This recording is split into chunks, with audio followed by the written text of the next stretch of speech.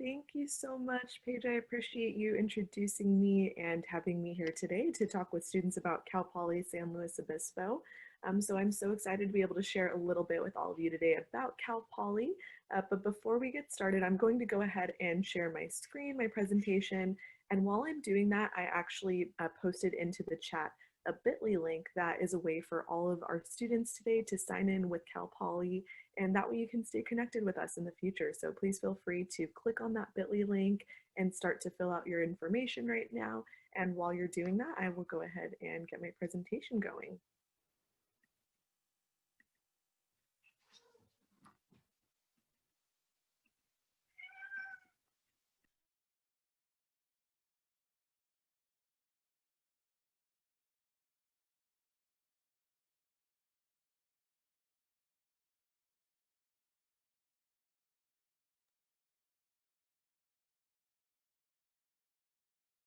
And to all of my Visalia area students that may be watching this later, please feel free to use the bit.ly link you're seeing in front of you. So bit.ly/Mandy/CP.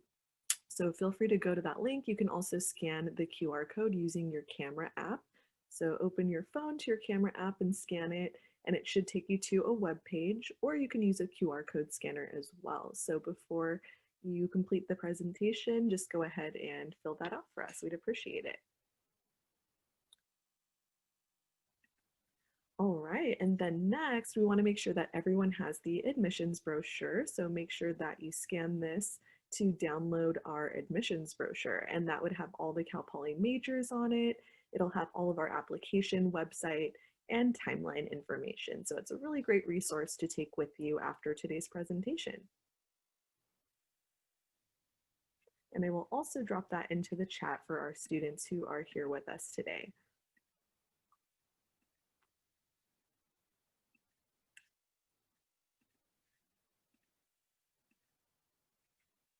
All right, so we will go ahead and get started and give you a little bit of an introduction into Cal Poly.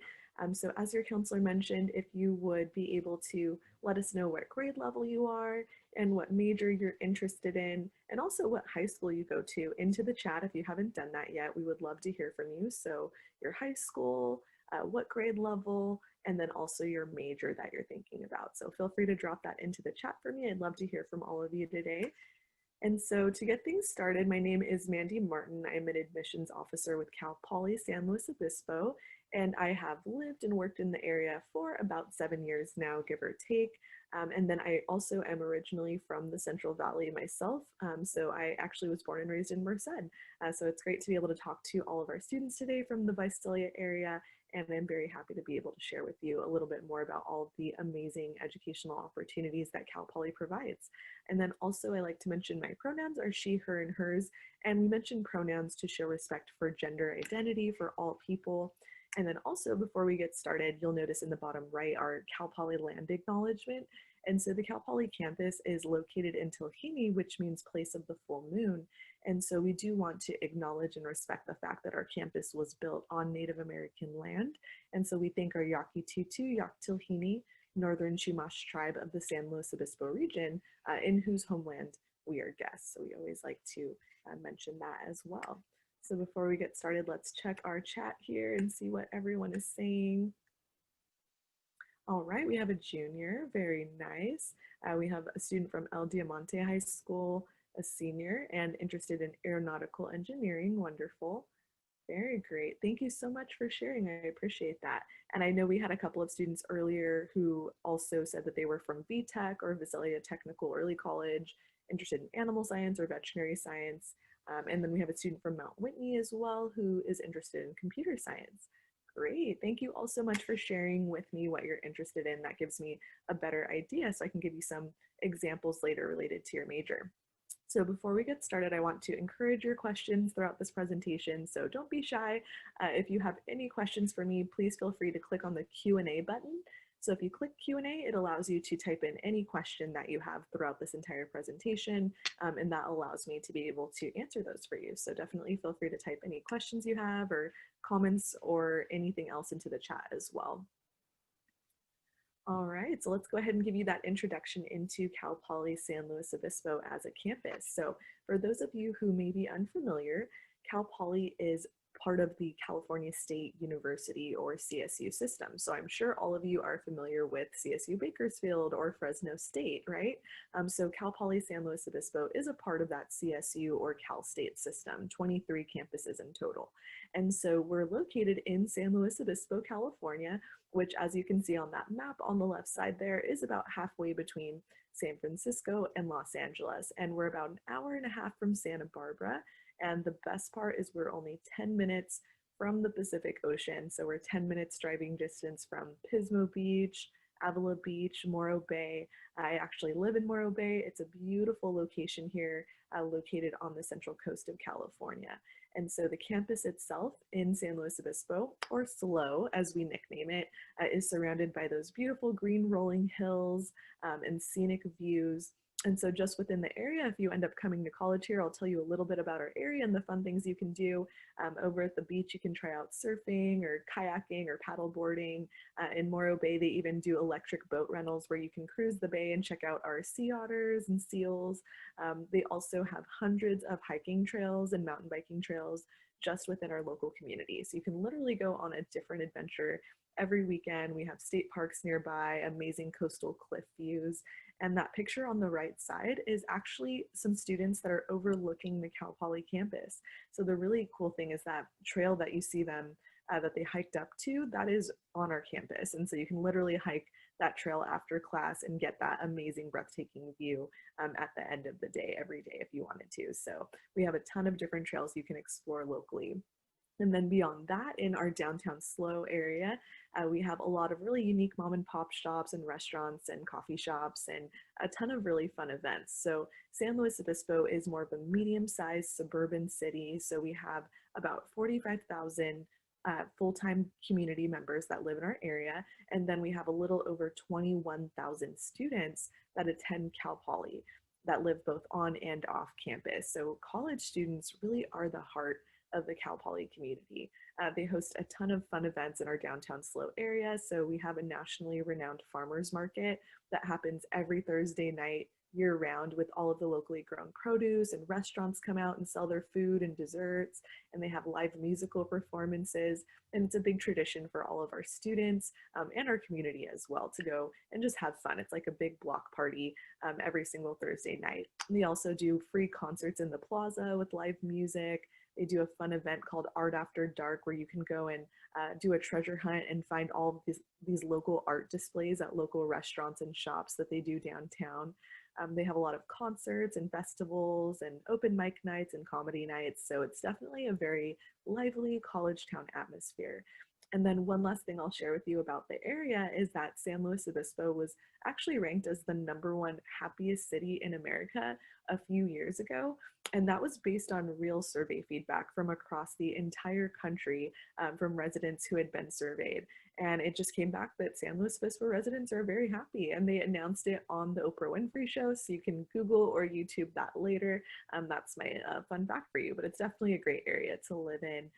So let's talk a little about our Cal Poly campus. Cal Poly is ranked best in the West when you look at public master's degree level campuses. So that is within the whole Western region of the United States. And that ranking is by US World and News Report. And Cal Poly has held that best in the West ranking for 28 years in a row as of this year. So definitely something that Cal Poly is very proud of. And then next, let's talk a little bit about the academics at Cal Poly and what makes it unique. So for Cal Poly, really the key thing that you should remember about the academics and the curriculum is learn by doing. So learn by doing is the Cal Poly motto. It's our way of life. And basically what that means is we want our students to get the hands-on job training and experience with their education. So that can look very different depending on the major that you're in. It might mean getting amazing lab experiences. It might mean getting an internship or a co-op where you actually get to work, maybe an internship locally or out of the area, and get academic credit at the same time. That's what a co-op is. And then beyond that, we just have some amazing state-of-the-art facilities all over campus. Whether you're interested in engineering or science and math or agriculture, we have so much industry level equipment that a lot of times industry donates to Cal Poly, and our students get amazing hands-on experiences. So I like to give a few fun examples of what that might look like. So if you're interested in agriculture or animal science, I know we had a few students interested in those areas. We have a giant organic farm on Cal Poly's campus that is totally student run. So they're doing everything from learning how to grow the plants to harvesting crops, working in our plant shop and our giant greenhouse on our campus. A fun fact is we have the largest number of tropical plants of any public university in the whole country. So that's a fun fact for you. So there's definitely a lot of facilities you can check out. And then for animal science students, we have a whole dairy science area with cows and baby calves, and they produce Cal Poly milk and Cal Poly cheese. And then we have a whole area that's called our equine center for our horses. On our campus, there are sheep, goats, pigs, all types of animals that you get to work with right away. And we also have a vet clinic on our campus. You get to help and shadow with healthcare for the animals, and you also can learn about the birthing process. We have students that are actually assigned to specific animals all the way through when they give birth, and that's part of their hands-on learning experience. For students interested in maybe wine and viticulture, we have grapes that are grown on our campus, donated by Gallo from the Central Valley, and they actually are learning how to bottle their own Cal Poly wine and their own types of wine, and then learning the marketing aspect of it. If you're an engineering student, I know I saw aerospace engineering in there as a potential opportunity. They have state-of-the-art lab facilities. Our engineering programs are ranked within the top 10 in the nation. And so for aerospace engineering, they have a giant state-of-the-art wind tunnel where they get to test the aerodynamics. And it's actually so state-of-the-art that Apple has used it to test the iPhone for hurricane conditions, which I thought was really neat. And then aerospace engineering students also partner with NASA to send probes up into space to conduct research, and most recently have sent probes towards Mars to conduct research on Mars. So all of these experiences are just a few quick examples of what that might look like. I think we had a computer science student as well. So they're working on equipment that's donated directly by Microsoft or Intel, and they're learning how to build computers, and they get an electrical circuit board in their very first class, their first quarter, and they get to keep that throughout their time at Cal Poly and continue to build off of it throughout all of their classes. You're learning the coding, you're learning the programming. So for my computer science student, you're getting a really perfect combination between software engineering and like electrical, where you're getting the hardware and the software. So that's kind of like a 50-50 split for that major. If you happen to be interested more in like the coding or the internal processes, then I would say software engineering would be a better fit, but it's totally up to you. And then we also have the completely hardware focused major, electrical engineering. So you do have quite a few options depending on what you want to do. And then a fun fact from my animal science students is we have the top paid agriculture and animal science area graduates of any public university in the nation. We were actually founded on agriculture, but we have so much variety on our campus, students, so there's so much to choose from. I'll show you the majors here on the next slide, but those are just a few fun examples based on the students who are attending today and the majors that you're specifically interested in. I tried to give a few examples that relate for you. And so a couple more things I want to mention.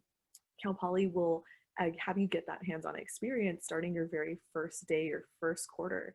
And the reason for that is we actually have students starting in their major related classes right away, and we blend those with general education classes all 4 years while you attend. And that's actually very unique because most colleges, you have to take general classes for 2 full years before you get to start in your major related classes your third year of college. So for Cal Poly, you're starting in those major classes right away, day one, and our students love the fact that they get to hit the ground running, doing what they love right away. And then so that's what we call our upside down blended curriculum, which is very unique to Cal Poly.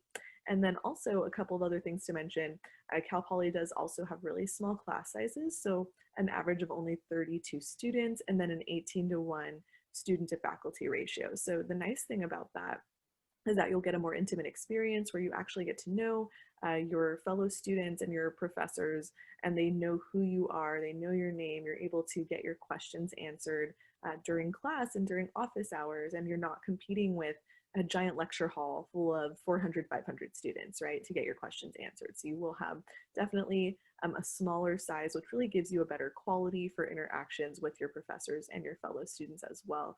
And that also makes it easier later down the road to get that amazing letter of recommendation you might need for that internship or graduate school, right, when you know the professors. And then also it does allow you to get more easily connected to research opportunities all over campus. And so that could be, you know, getting connected with other research opportunities or maybe getting your name on a publication by the time you graduate. All of those are so accessible to students because of the smaller class sizes and because we really focus on undergraduates here at Cal Poly. So you're not competing with graduate students to get access to amazing hands-on research opportunities across the board in different majors. So that is something that is very unique. And then also we do not have graduate assistants teaching any of our classes. They may help within labs, but they do not teach our classes. So we have trained professionals with years of experience teaching you directly, being your professors within all of your classes. And then also one last thing I wanted to mention is just that Cal Poly students have a very collaborative classroom environment. We do a lot of group projects, both within your major and across different majors as well, to really teach students those interpersonal communication skills and how to work together as a part of a team. Because regardless of the industry you go into, you will need those skills later down the road. And a lot of our students have said that they felt very supported. They gave a lot of positive feedback. They were able to share ideas and collaborate and innovate together, and their fellow students were able to support them if they were ever struggling with a concept. They were able to kind of help each other out, explain it in a different way, and really bring each other up. So it's not going to be that competitive academic atmosphere that you might get at some institutions. It's definitely very collaborative amongst our students.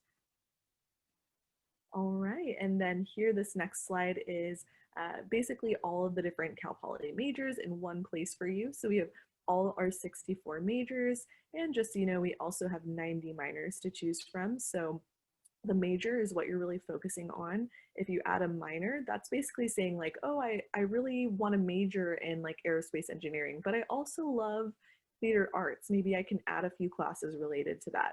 So that's what a minor is. You can add something totally unrelated to your major to give yourself a more blended curriculum.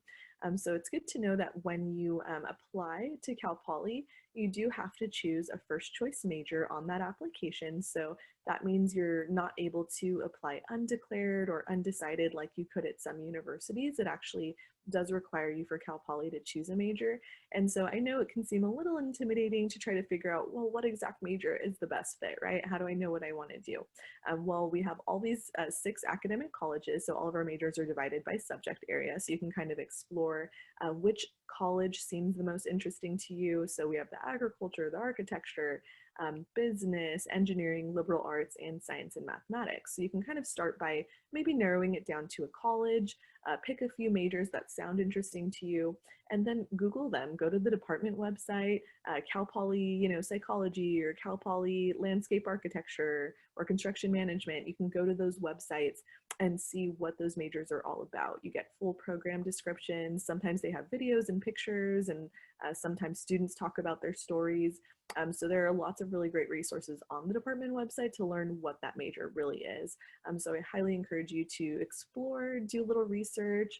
Don't limit yourself to what you know. Explore majors that you maybe have never heard of. I really wish as a student that I had done that and kind of explored and really just researched what else was out there for me, right? So definitely look into all the majors that maybe you're not sure what they are, right? You might find something that you're truly passionate about within that. And if you have no idea where to start, that website at the bottom right corner there, it's a really great place. You go to that website, scroll down a little bit, and you'll see an Explore Major search bar. So you can type in any subject, any career field that you're interested in, and it actually will populate a list of Cal Poly majors that would be a good fit for you based on what you're interested in. So say you want to be a doctor or a veterinarian, or I want to be a physical therapist. What major do I go into as an undergrad to fit those career pathways, right? So that's something that you could do, is type in those career pathways and it'll populate that list of majors that tie into those for you to help prep you. And then also one thing I like to highlight for the future as well, if we have any students that watch this later, we do also have pre-health advising on Cal Poly's campus. So if I have any students interested in kind of like pre-med, pre-vet, even like being a psychologist or anything, science related or any health field, we do have pre-health advising to support you through that process, advise you on prerequisite courses, research medical school or graduate school options for the health field. So we do have a lot of support services for that if you are interested. And this is a quick snapshot of our student demographics and data. So you can see our graduation rate in the top left corner. I like to put it on a national scale and kind of give you some context for graduation rate. So Cal Poly is actually ranked in the top 2% of all public universities nationwide for graduation rate. So that just shows you that we do a really good job of getting our students out in a timely manner. And then you can see our student gender breakdown. You can also see our ethnic origin. And so even though Cal Poly is predominantly white at about 53%, our largest minority is Hispanic Latinx students, which you can see there is about 17%, and all of our other ethnic groups as well. And so one thing that we like to highlight is we are seeing slight increases in underrepresented students every single year. So we're very proud about that, and we love seeing the diversity grow on campus. And then you can see our breakdown of freshmen versus transfers and all of that good stuff at the bottom left there. And then outside of, our academics, we do have a lot of extra support for you. And so for Cal Poly, we have multiple layers of academic advising. So I already mentioned pre-health, but we actually have a whole freshman focus team for first year students, and that's called our Mustang Success Center. And so first year students can go to the Mustang Success Center, or MSC as we nickname it, the whole first year. They have open office hours. You can go talk to them anytime that they're open about changing your class schedule around or adding a minor, changing a major, any questions you may have, transferring in college credit, or even just finding another resource on campus. They're a great first stop shop, and they're very helpful, so they can point you in the right direction. And then starting year 2, you also have college advising centers. So we have like our College of Science and Math, College of Engineering, College of Liberal Arts, for example. Each has their own advising center with a team of specialists to work with you starting year 2 and answer more questions specific to your major, and maybe even adding a concentration or an area of expertise within your major. So you can do that starting year 2 with your college advising center. And then for career services, they're amazing. They bring hundreds of companies and organizations to Cal Poly's campus every single year to recruit our students. And they host at least 10 giant career fairs every single year for our students. And so it's a really great networking opportunity. You can see a photo in the bottom right of what those look like, but they provide so many services to our students. They have a freshman focus team just for career counseling, and they also have college specific career counselors as well. So you can go and stop in if you need help creating or editing your resume.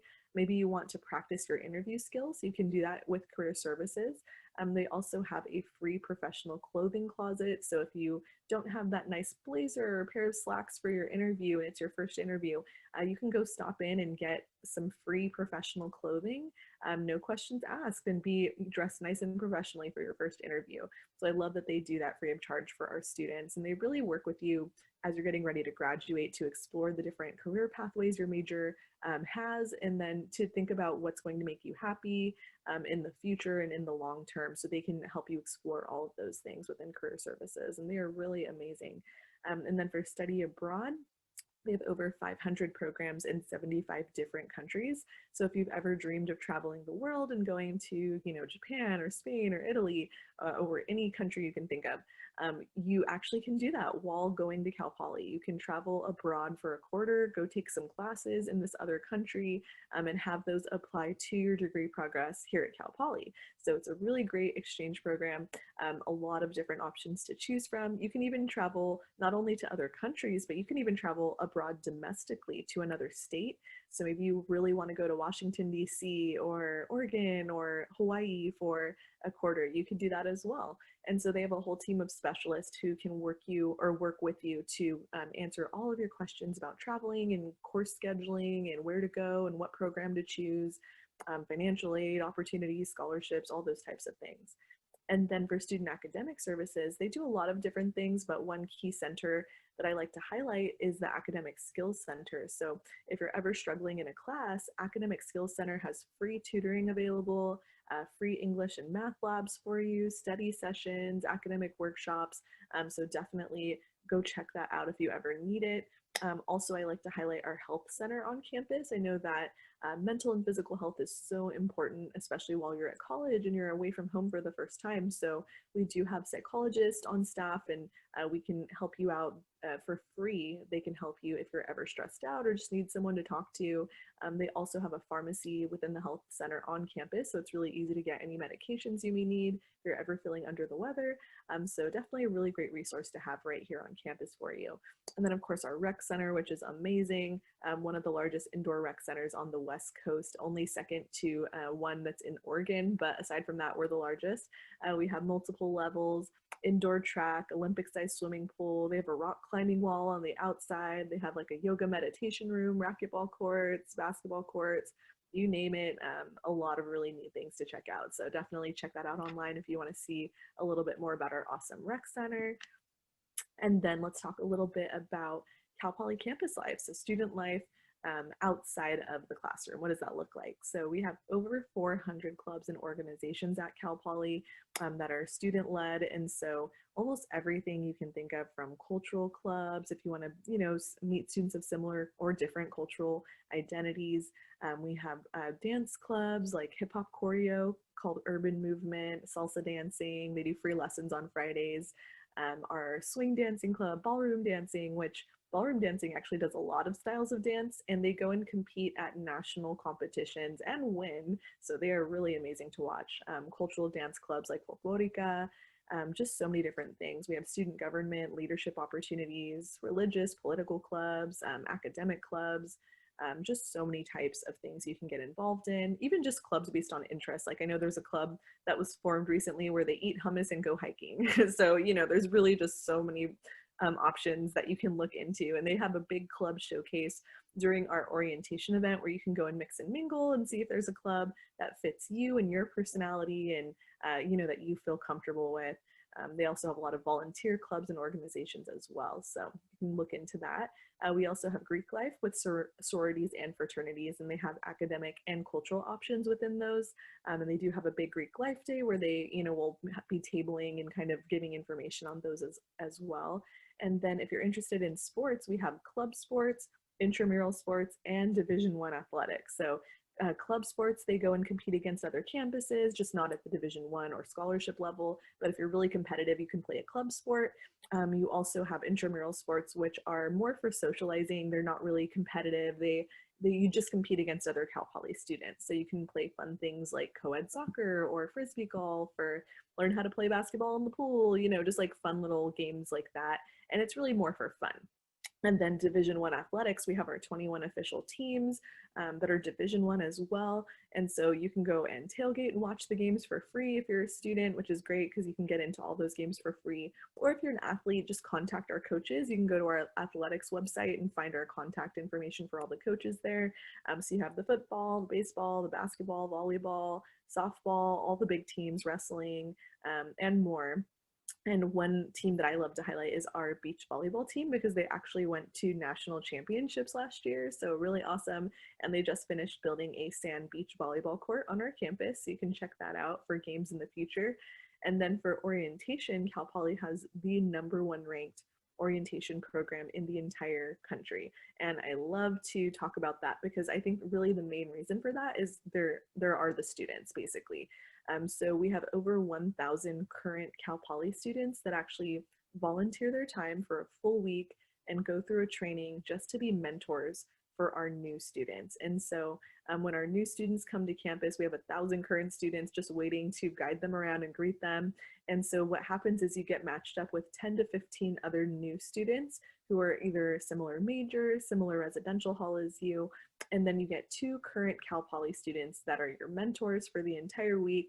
They take you around campus and show you all of your resources. They'll take you to downtown SLO to go check out the restaurants and shops, and they'll even take you to the beach to go do bonfires and go kayaking and go on adventures together.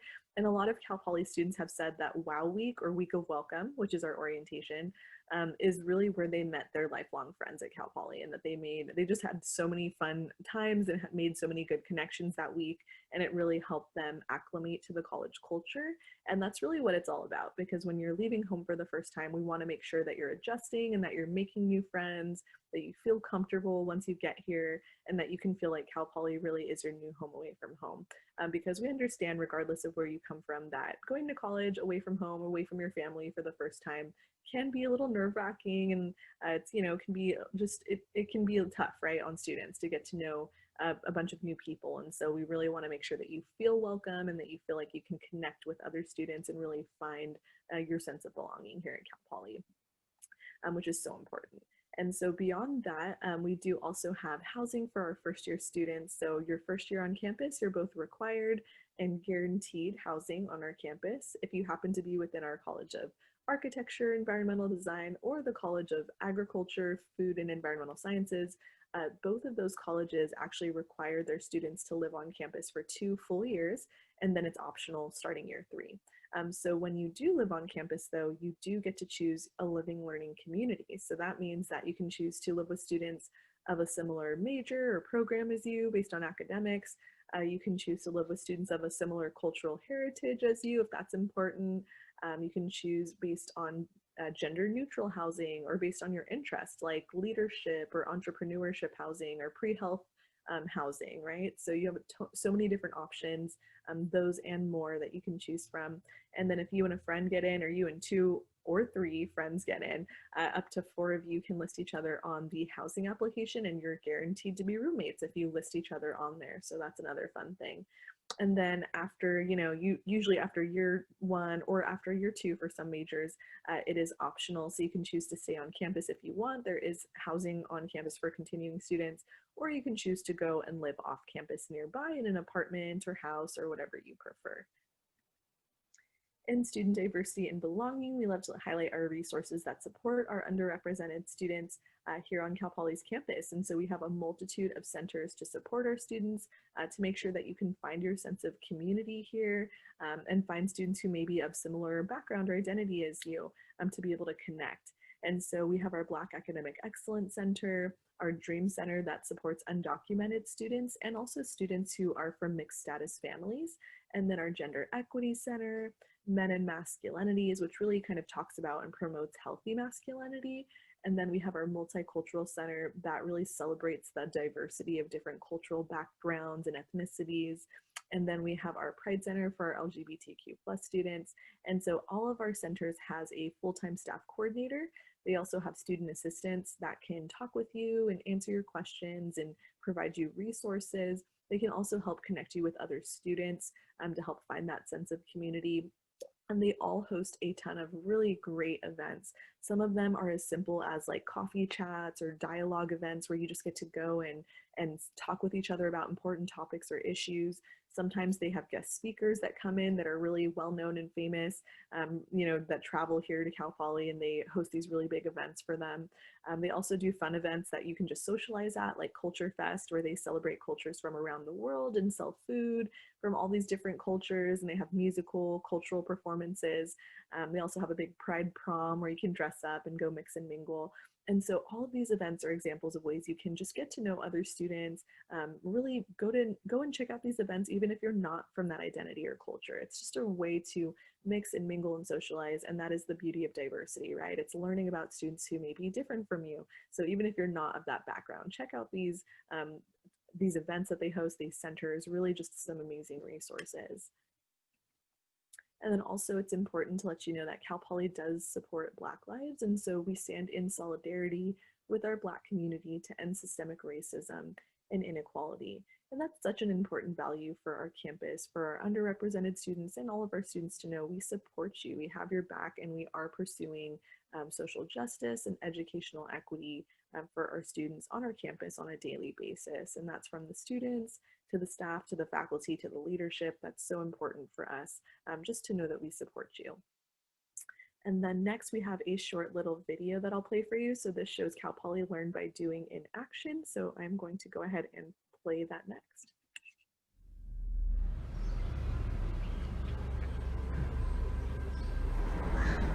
How you start each new day says a lot about you.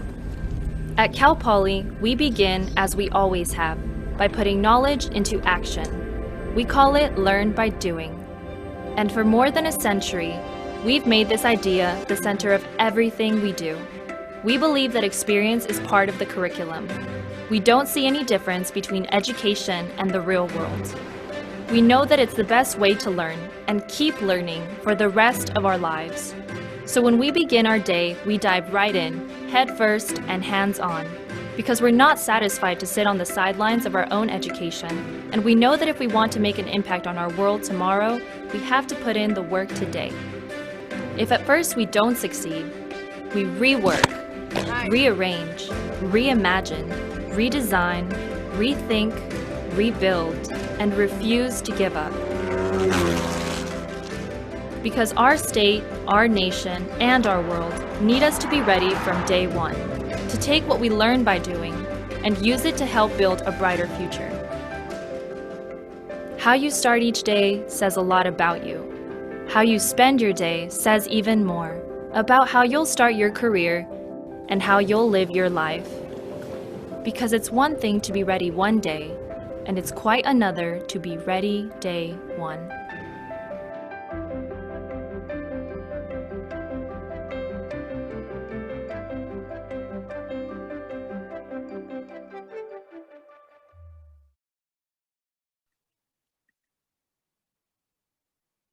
So hopefully you all enjoyed that video and you got to see a little bit more of Cal Poly Learn by Doing in action.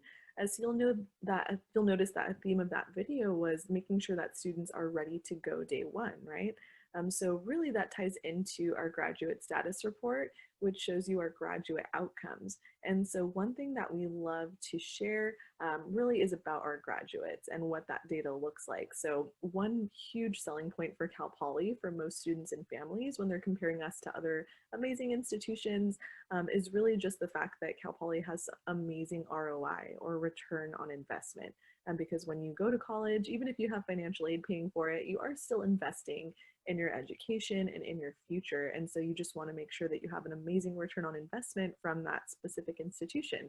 So definitely we have some powerful stats on that, and we love to brag about our grads. So you can see the top left corner there, 93% of our Cal Poly graduates are immediately positively engaged. So that means that they either have that job opportunity, full-time work, or they have been accepted to medical school, graduate school, vet school, what have you, immediately upon graduation. And then when you look beneath that, you're seeing how quickly are students finding those job opportunities. So what you're seeing is that 80% of our job-seeking students are actually finding those job offers before they graduate. So 80% have a job offer in hand by the time they walk across the stage. And then that actually increases to 100% have those job offers within 9 months of graduation. So really just some amazing data to share with you there. And one thing that I love to share that's not listed on here is actually that Cal Poly graduates are ranked in the top 1% of earners in the entire nation among all public university graduates. So when you look specifically at mid-career salary or what students earn over their lifetime, our Cal Poly grads are ranked in the top 1% among all public university graduates. And then even when you add in private Ivy League universities, Cal Poly grads are still ranked in the top 2% of earners in the entire country. And that's based on US Department of Education data. So that just really speaks for itself to the value of a Cal Poly degree. And the reason for that is that employers nationwide recognize Cal Poly. They know Cal Poly students because they've hired them historically, and the learn by doing, making sure you have the 4 years of experience in your major versus the typical 2, those hands-on experiences really make sure that our students are ready to contribute day one. So employers are noticing that difference. They're seeing that Cal Poly graduates are ready to work on the equipment, they know the process. So really it just takes less time and less money to train a Cal Poly graduate. So that is why they are so popular on the job market. All right, and so next we'll go ahead and transition to admission information. This is our newly accepted student profile as of last year. So these are showing you some averages. It's important to note though, with the numbers you see here, that we do get below and above those averages every year. So they're definitely not minimums or cut scores by any means. We get below and above all the numbers that you're seeing here. But it's really just meant to give you an average of what our accepted students looked like last year. You can see we had a little over 52,000 high school or freshman level applicants. We had a little over 17,000 of those high school level students accepted for admission. And so our acceptance rate is give or take about 30%, depending on the major that you apply to. I also want to let you all know that you're only competing against other students in the exact same major as you. So if you're applying to computer science and your friend is applying to software engineering, you're actually not competing against each other because those are two separate majors. And so the data will look a little different for admission depending on the major you apply to because you're only competing for a space to that major. So let me go ahead and check our chat. Looks like we have a question. Good question, Serena. So I'm actually going to answer that on the next slide. So for juniors, just so you know, if you're a younger student, if you're a junior, sophomore, freshman, as of this year, which is 2020, so if you are a younger student, so not a senior, then you may be required to take ACT or SAT in the future. So that could be a future requirement for you. So to keep that in mind. But for my seniors who are applying this year, so you're a current senior, it's 2020, you're currently applying for fall 2021. If that is you, if you're currently a senior, then you will not need test scores. So no ACT and no SAT test scores will be required for senior year for this year because of the pandemic and because not every student was able to take those exams. So hopefully that answered your question, but let me know if you have any follow-ups on that. And so that's a perfect transition question into what else we look at for admission. So this is really the full picture of what Cal Poly looks at for admission. So we'll go ahead and go into more detail. And regardless of the major that you apply to, students, I want you to know that we will look at all of you for the exact same criteria. So the top 4 bullet points, we look at you regardless of your major for all those top 4 bullet points there. And so before I dive deeper into that, let me answer our next question here. Will it help us if we put those scores in? So I'm assuming that you're a senior, Ruben. If not, let me know in the chat or in the Q&A. But if you are a senior and you put the test scores in, we still will not look at them. So even if you report test scores this year as a senior student on the application, we're not going to be reviewing them. So you can submit them, but they won't get looked at for admission. So let me know if that answered the question, and if not, I'm happy to clarify further on that. So yeah, let's go ahead and dive right in. So coursework, how does Cal Poly look at coursework for high school level students? So we're going to want to check out that graph on the left side there. So most of you are probably familiar with the term A through G subject areas, right?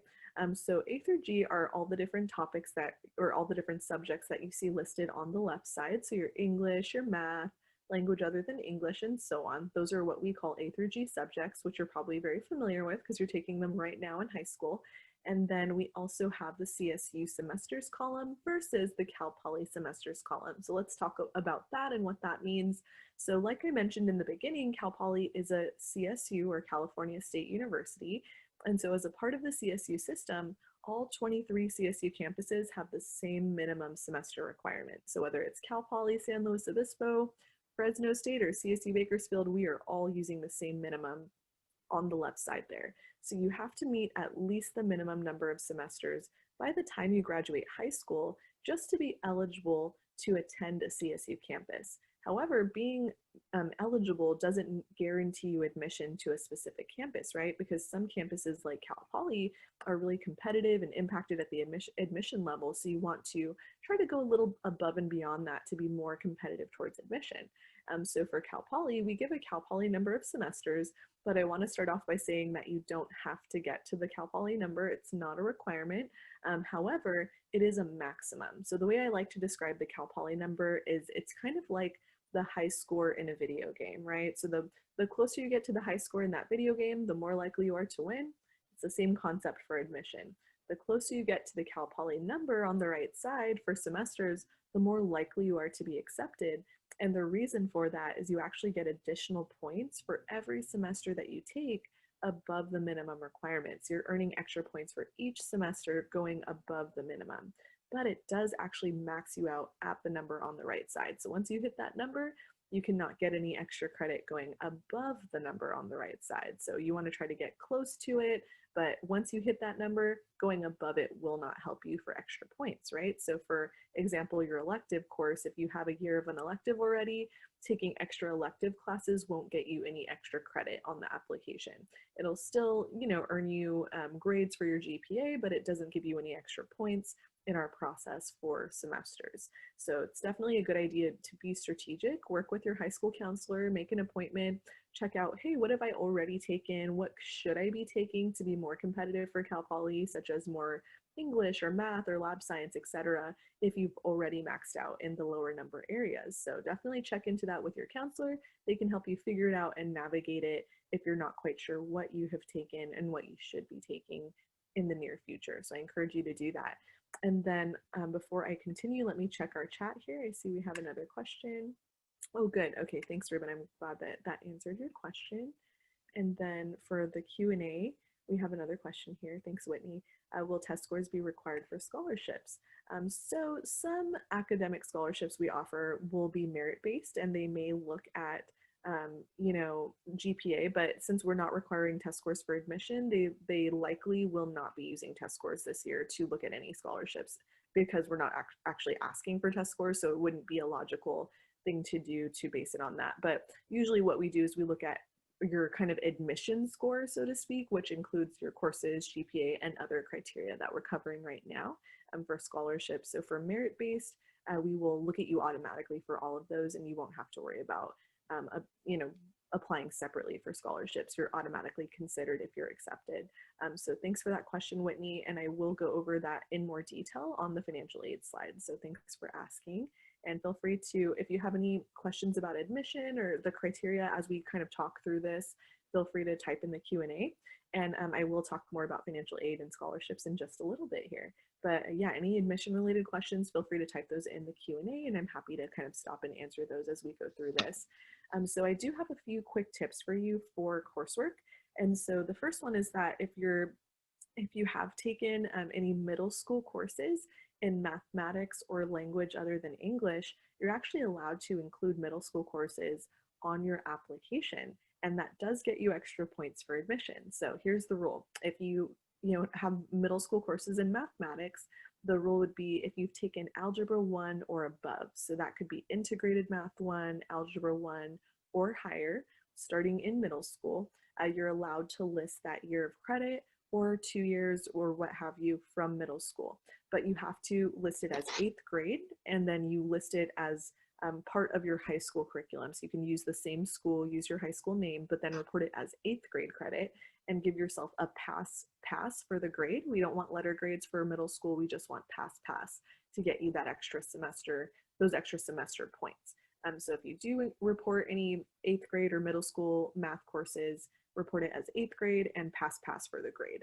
And that will get you extra points for admission. So the rule would be that you start at level 2 or higher in high school. So you had to have gone on to geometry or integrated math 2 or higher starting in 9th grade for you to be eligible for that. So if you placed at a higher level in 9th grade, you're allowed to list all previous years of math beginning with Algebra 1 from middle school as pass credit. And that includes even if you placed into a higher math, even if you didn't actually take those lower level courses, that's okay. We still want you to report it because you actually earned it based on where you place in 9th grade. So even if you just place into a high math, we want you to report all previous years. So let me know if you have any clarifying questions on that. And the same example applies for language other than English. So if you took Spanish 1 or Chinese, American Sign Language, German, French, any other language within middle school at level 1 and then started at level 2 or even level 3 or higher in high school, you're allowed to list all previous years of language other than English credit. based on where you place in high school. So if you're super advanced, you place at level 3 or AP Spanish, you should be listing, all the previous years as pass credit from middle school. So, Spanish 1, pass, Spanish 2, pass, etc. So anything that is ninth grade or above, we do want letter grades. So we want you to include letter grades if it's starting in freshman year, but middle school courses, again, just pass for the grade. So hopefully that clarifies for you, but please don't forget to list those courses if you do have them, because they definitely help you for admission. That's a big thing that some students forget, so I really like to highlight that. And then also, I'm going to go ahead and talk a little bit about college coursework, and students who are here today, feel free to type yes in the chat if you have any college courses or dual enrollment courses. Let me know by typing a quick yes into our chat. And so if you do have college courses that you've taken while in high school, so that could be a community college or local university, it could be virtual or in person. You might have dual enrollment classes where you take a course through your high school, so you're taking it at your school, but you're getting college credit on a college transcript for that class. And the reason is usually because your high school is kind of partnered up with a local college to get you college credit. And so if you're in any of those scenarios, those all count as college courses. The great thing is that you're allowed to take college courses in any of the A through G subject areas. So English, math, lab science, anything that you would like. And the great news is that every one semester that you complete at the college level, we're going to pull that into our system and we're going to convert it and give you a full year of high school level credit for one college semester. So we're literally doubling your semester points for every one college semester that you report to us. We're going to pull it in and give you a full year of credit. So the great thing is that all you have to do is just report the college courses on the application just one time, and then we'll pull it in and convert it on the back end to a full year of credit. So it's really easy for students to do. And again, you can take those in any subject area, and you also get a weighted grade for dual enrollment or college courses as well, which means we will boost your grade on the back end. So we'll talk more about that here as well.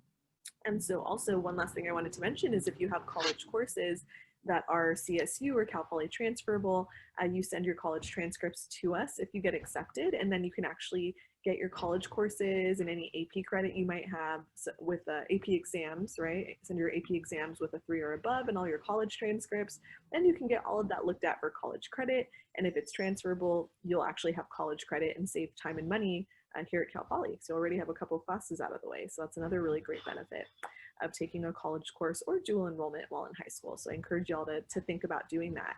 And also it does help you get to those semesters under the Cal Poly column much more quickly because you're taking one semester and you're already getting a full year of credit. So it definitely helps you build up your semester points much more quickly. And so those are just a few tips for you. And then lastly, for coursework, I did want to mention to make sure to include your senior year courses on the application. So we want to make sure that you do report senior year, and the fall grades should be listed as in progress because when you apply, they're not actually posted yet. So the grade for fall senior courses should be in progress, and the grade for spring should be planned. And I mentioned that because if you report senior year and you don't list anything for the grade, so say you leave it blank or you might use the no grade option, if you do that, it will not give you credit. So we do not want you to leave it blank, and we do not want you to use the no grade option unless you're not taking it that semester. So the only scenario where you would use no grade is if you're taking, like, we'll just say econ, right? Senior year, you're taking econ in the fall, so we're putting in progress, but you're not taking it in spring, so we're going to put no grade for spring because you're not taking it. So that basically lets us know you're not getting any credit for that class that semester. So if you do have a full year class though, like English, right, you want to do in progress for fall and planned for spring. And I mentioned that because that's a pretty common mistake that students make, and we want to make sure that you get all of your credit the right way on the application. And so before I move on, I'm going to check the chat again. Awesome, I see a couple of you do have college courses, so hopefully that information was helpful for you, and let me know if you have any follow-ups on the college coursework and how to enter that. And then beyond that, GPA is pretty straightforward, so that's just 9th through 11th grade or freshman through junior year of high school that we're looking at. And you basically get a weighted GPA, so any honors, AP, IB, or college level, including dual enrollment, will all get a 1 point boost for your GPA. So the great thing is that you just report the grade exactly as it looks on your transcript. So a B is a B, an A is an A. If you reported it as like AP, honors, or college, etc., we're going to pull it in and we're going to give you a 1 point boost on the back end. So we convert the grade to a weighted GPA on the backside, and you don't have to figure any of that out. So it's really easy for you. Just make sure that you enter it as it appears on that transcript, and we're going to give you the boosted GPA on the back end. So 9th through 11th grade weighted GPA gets looked at. And then for test scores, we did talk about this already, but just to reiterate, seniors for fall 2021 applicants, so seniors this year, will not need test scores. So no ACT, no SAT. Even if you have them and you report them to us, we will not consider them for your actual admission. The only time we would look at those is if you already got accepted, you can send them to us and then we can use them for placement into math and English. So if you want to send those to us later, we can use those as one of the many options for placement. But we can also use coursework for senior year for placement. So they're really not necessary. You can definitely still get placed based on your coursework in high school. So anyhow, the point being is that we will not look at test scores for seniors, and so you don't need to submit them to us. However, younger students, keep in mind that we probably will be using these in the future. So usually we take ACT or SAT if you're a junior or younger this year. And for ACT, we would look at math, English, and reading. And if you chose SAT, we look at math and evidence-based reading and writing. And you're actually allowed to take, both exams if you want. You can choose one or the other. It's totally up to you. And the great thing is you can take it as many times as you need to get a better score. And Cal Poly will mix and match or super score. So we mix and match between different test dates to get your best score. And we will automatically drop the lower sectional scores for you. So you don't have to figure it out. All you have to do is report everything that you've taken on the application and we will do the rest if you do apply in the future. And for non-cognitive variables, so for those, we just have 4 drop-down questions, which are pretty straightforward, but I'll tell you exactly what they are. So the first question is, what are your average weekly hours that you participated in extracurricular activities over the last 36 months? So your last 3 years of high school, what are the weekly hours that you spent on average participating in clubs, sports, volunteer experiences, and those could be on or off campus, and any extracurricular, go ahead and include that in those extracurricular hours. And then the second question is for work experience. So it's almost the exact same. Weekly average hours that you worked over the last 36 months. And so that can be, part-time, full-time job, summer job, internship experiences, whether it was paid or unpaid internship. Job shadowing can count, babysitting, right? So really anything you did, you can include for work experience. And then the third question is, have you had any major related work experience, yes or no? So if you did work, was it related to your Cal Poly major that you're applying to at least a quarter of the time? And that's just a yes or no option. And then the fourth and final question is, have you had any leadership experience, yes or no? So were you, VP or treasurer of a club or captain of a sports team? Maybe you led a volunteer project or you founded a nonprofit. Any of those types of experiences can count as leadership, and that's just a yes or no option. And then lastly, it's good to know the only 2 majors that do have a second step or supplemental materials would be music and art and design. Usually if you make it to the second step, the department reaches out to you in early January via email, and they ask you to submit an electronic or virtual audition or portfolio. And you can check out both department websites to check into more information on what that looks like if you happen to be music or art and design. But for everyone else, there are no supplemental materials. For everyone, there is no essay, no personal statement, no letters of recommendation, no interview process. You're not uploading any documents or typing anything out. It's all really straightforward. So just those academic areas we talked about and the 4 drop-down questions and no written statement at all on this application. And so that is everything we look at.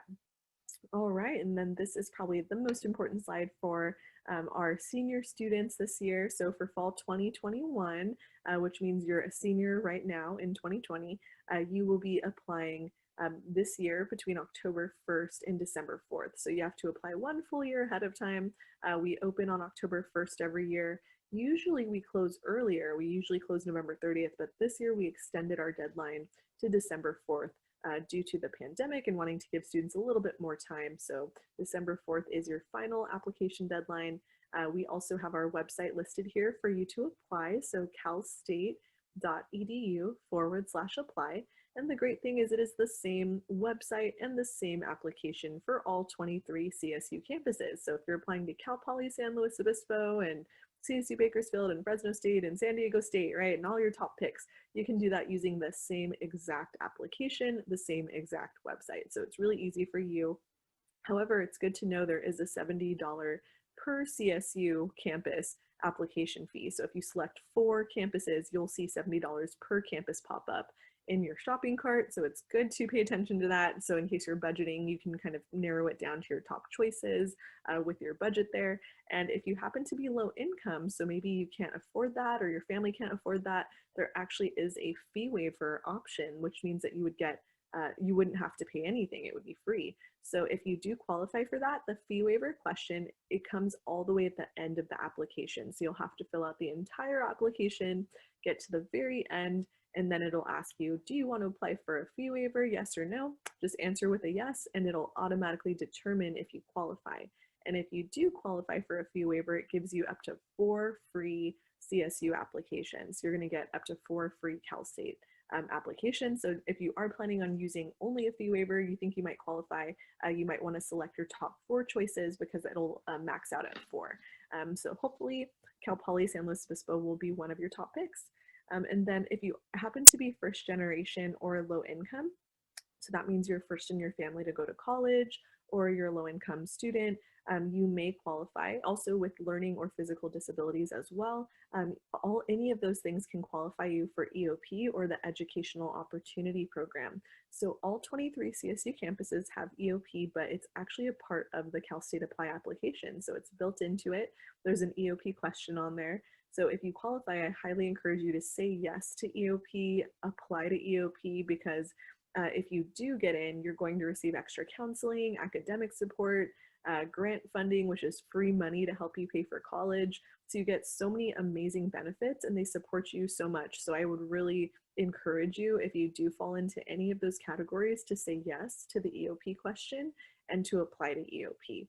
If you do say yes to EOP and apply that to them, just know that EOP does request 2 letters of recommendation. So you'll have to get 2 letters from community members or, previous employers or teachers or counselors. So you may want to start trying to get those lined up right now if you are considering applying to EOP and making sure that you have a couple of people that can write you those letters.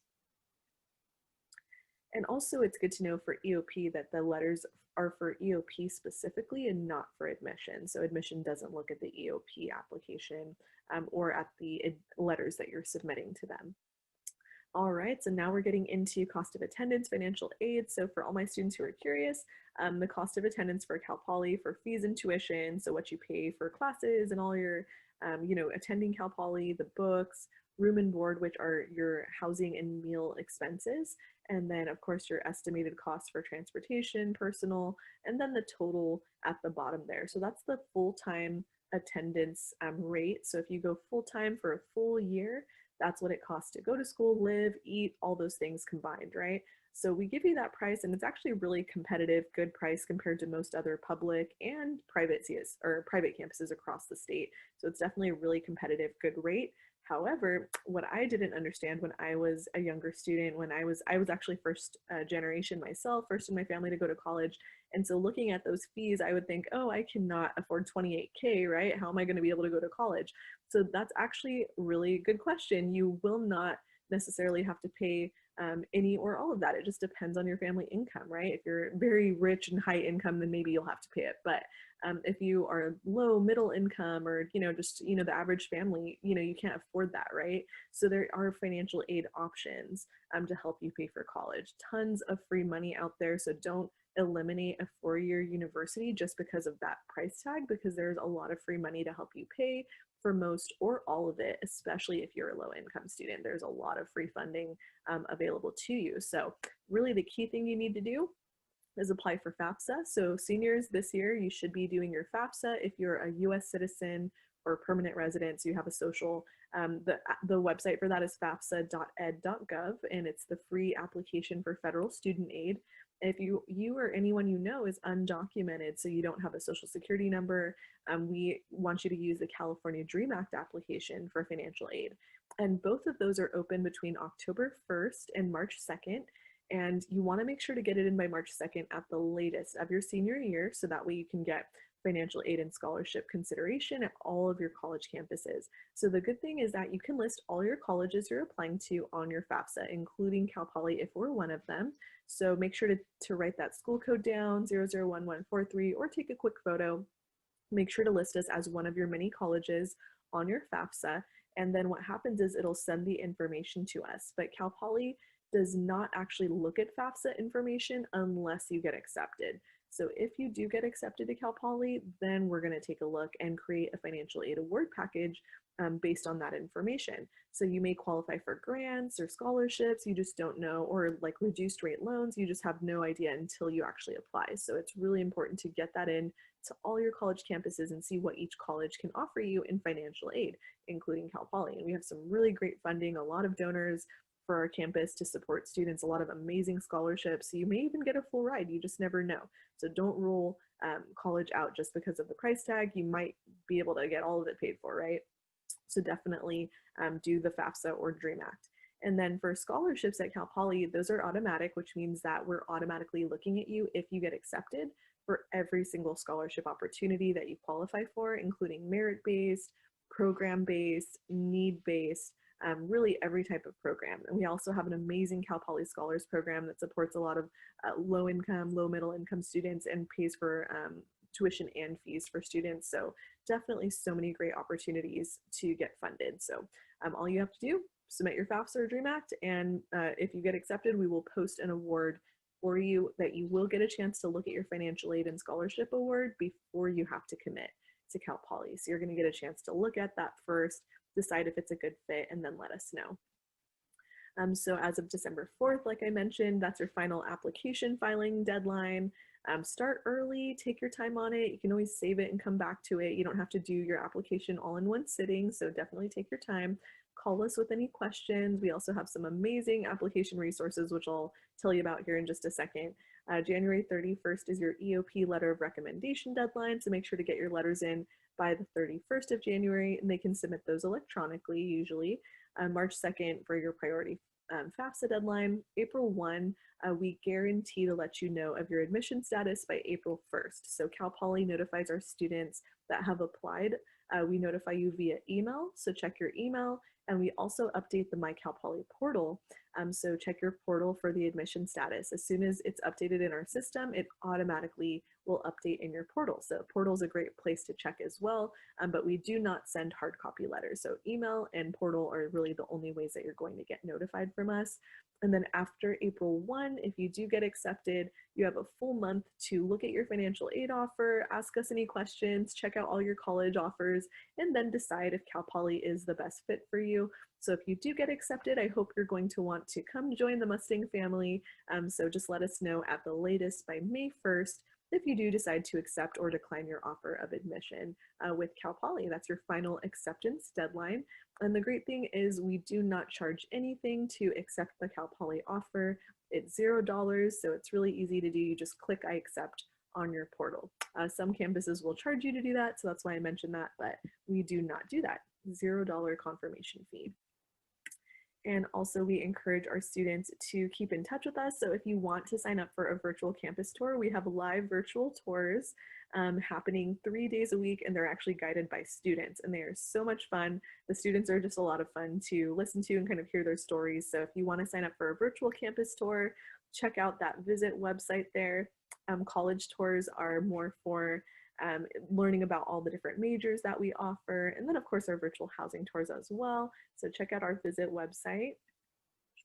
And then here we have our fall webinar series. So for this year, 2020, we're doing themed webinars throughout the months of October, November, and early December. So if you want to see what types of webinars we're offering and what the themes are, check out that website. You can see if there's any theme that applies to you or something that you're interested in and sign up for that and check those out.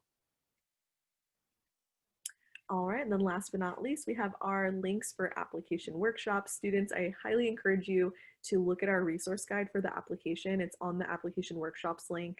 You can also sign up for a live application workshop if you need help filling this application out, but spaces are filling quickly, so I would recommend doing that sooner rather than later to get a space and get a little extra guidance and get your questions answered on the application process. But if you're more of the do-it-yourself type of person, I get that. We also have a Cal Poly admissions YouTube channel, which is amazing. They just did a bunch of different segments on Cal State Apply and how to apply to Cal Poly. And this works for you even if it's to other CSU campuses because it's the same application. So I would highly recommend checking out our Cal Poly admissions YouTube channel. Click on our playlist tab and then check out our application playlist. So the application playlist has all the Cal State Apply videos divided into short little video clips so you can check out different pieces of the application. If there's like a certain piece of the application that you're confused on and you want a little extra guidance, they actually have some really great videos to walk you through all of that. So check that out on the Cal Poly admissions channel. We also have virtual tours on demand available there. We have students talking about all the different Cal Poly majors. So if you're deciding between two majors and you want to watch students who are actually in those majors talk about it, check out our admissions channel. They have a majors playlist on there as well. So lots of really good videos, EOP, financial aid, all types of stuff that you can check into on our channel. And then also we have our resources for Latinx and Black students. So check those out because we have different organizations, different resources on our campus for both of those. So feel free to look into those. Those are brand new resource guides. And then also we have our Insta handles, so you can follow us on any of those. And lastly, but not least, we have my email there at the bottom. So you're more than welcome to email me directly. My name is Mandy Martin and my email is amart202@calpoly.edu. So you are of course welcome to reach out to me with any specific questions and I'm happy to help you. So with that, that concludes my presentation. And I'm going to get to our student questions here that are in our Q&A. And then I will also copy and paste these links for the students who are here today into the chat. So I'm going to go ahead and do that now. So do incoming freshmen have to live on campus? Thank you for that. And yeah, they do. So the first year it is actually required to live on campus. And that's because success rates are shown to be higher when a student's on campus. It's just more accessible. You're in the middle of all the action. You can just roll out of bed and go to class. You don't have to find parking or try to figure out traffic. So it's definitely a benefit for first year students especially. But the great thing is that you're kind of in it together, right? You have other first year students. You can choose a living learning community based on your interest or major, a lot of different styles of living learning communities you can choose from. So it's usually a really good experience for a lot of our students. They really enjoy it. All right, let me check our chat here. All right, thanks so much, Paige. I see your note in the chat, so I know you all have to head out here in a couple minutes. So I'm going to go ahead and let you go. I want to give you some time to prepare for your next visit, but thank you all so much for being here.